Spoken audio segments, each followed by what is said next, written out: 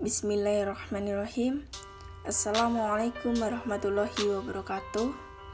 Perkenalkan, nama saya Berliana Gita Adila dengan nomor induk mahasiswa A4202100025. Kelas A, Prodi Pendidikan Biologi.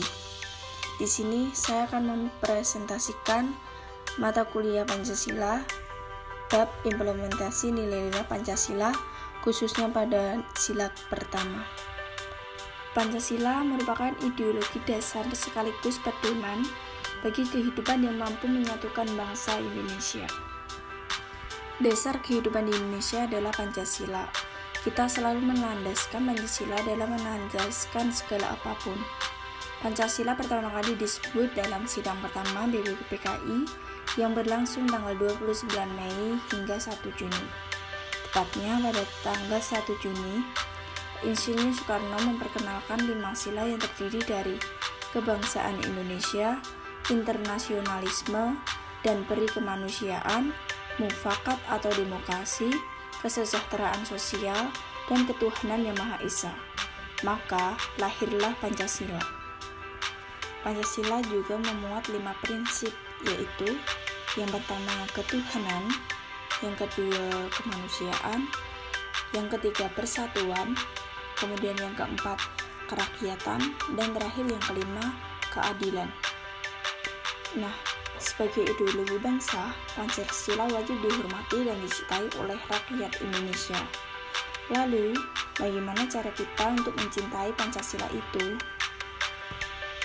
Cara mencintai Pancasila itu salah satunya bisa dengan cara mengamalkan nilai-nilai Pancasila. Dengan mengamalkan nilai-nilai Pancasila, dapat diimplementasikan terhadap kehidupan sehari-hari yang sesuai dengan 5 sila. Contoh implementasi Pancasila khususnya sila pertama, yaitu ketuhanan yang Maha Esa, adalah yang pertama, menjalankan sholat 5 waktu. Mengapa kita harus beribadah? Karena yang pertama, kita diciptakan memang untuk ibadah, kemudian sebagai tanda syukur atas diciptakannya kita oleh Allah. Yang ketiga, konsekuensi janji kita kepada Allah. Yang keempat, tugas yang harus ditanamkan oleh setiap Rasul kepada umatnya. Kemudian yang terakhir, adanya azab Allah di akhirat bagi orang yang tidak mengabdi kepadanya. Contoh kegiatan kedua saya yaitu tadarus Al-Quran. Keutamaan tadarus Al-Quran selama bulan Ramadan adalah yang pertama, memberi syafaat di akhirat, dan yang kedua, memperoleh kebaikan berlipat. Jadi dengan tadarus Al-Quran, kandungan hikmah yang termuat dan terkumpul di dalamnya dapat menjadi petunjuk jalan menuju kebenaran. Kemudian lanjut contoh ketiga, yaitu membantu mengajar TPQ di masjid terdekat. Adapun manfaat mengikuti TPQ, yang pertama, Taman Pendidikan Al-Quran menciptakan generasi yang beradab dan berakhlak mulia, dan mengajarkan para peserta didik membaca dan menulis Al-Quran dengan baik dan juga benar. Selain itu, mereka juga dibina agar memiliki perilaku yang baik atau akhlakul karimah. Contoh selanjutnya yaitu aktif dalam kegiatan ikatan remaja masjid. Manfaat remaja masjid yaitu yang pertama, menarik para remaja, yang kedua, pelopor kegiatan religi masjid, yang ketiga, sebagai contoh remaja yang teladan, yang terakhir yang keempat yaitu membangun kader Islam. Contoh selanjutnya yaitu mengikuti kegiatan kampus yang bersifat keagamaan. Contoh yang pertama yaitu mengikuti webinar online. Selanjutnya yaitu mengikuti kegiatan mentoring yang biasa dilakukan seminggu sekali, yaitu setiap hari Sabtu. Adapun tujuan kegiatan mentoring yang pertama yaitu mendorong mahasiswa dengan melakukan pembinaan atau pembimbingan perihal wawasan keislaman. Ini memang wajib dilakukan, meskipun sudah ada yang mahir, ada baiknya diingatkan lagi, dan yang tidak tahu mulai mendapat bimbingan lebih intensif.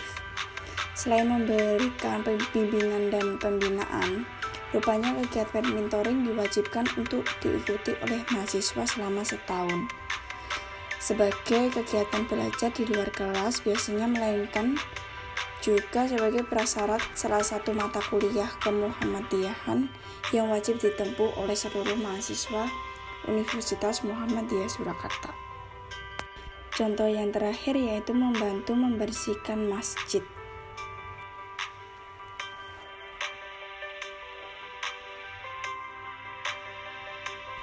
Terkadang mengajarkan kebaikan terasa sulit untuk dikerjakan, terlebih jika kebaikan tersebut tanpa tidak memberikan keuntungan langsung bagi kita. Contohnya membersihkan masjid, kebaikan tersebut mungkin akan terasa berat dilakukan karena kita tidak bisa langsung merasakan manfaatnya. Padahal tersimpan manfaat yang sangat besar saat kita membersihkan masjid. Dengan membersihkan masjid, kita telah memudahkan orang lain. Menjaga kebersihan masjid sama artinya dengan membantu sesama muslimin memenuhi syarat sahnya ibadah. Anda tentu ingat bahwa kebersihan tempat ibadah pun merupakan salah satu syarat sahnya bagi ibadah. Oleh karena itu, mari kita menjaga bersama kebersihan masjid sekitar kita. Ingat, barang siapa yang memudahkan, Allah akan memudahkannya. Semoga kita semua selalu dalam lindungan Allah. Nah, itu tadi adalah video saya tentang implementasi nilai-nilai Pancasila, khususnya pada sila pertama, yaitu ketuhanan yang Maha Esa. Terima kasih. Wassalamualaikum warahmatullahi wabarakatuh.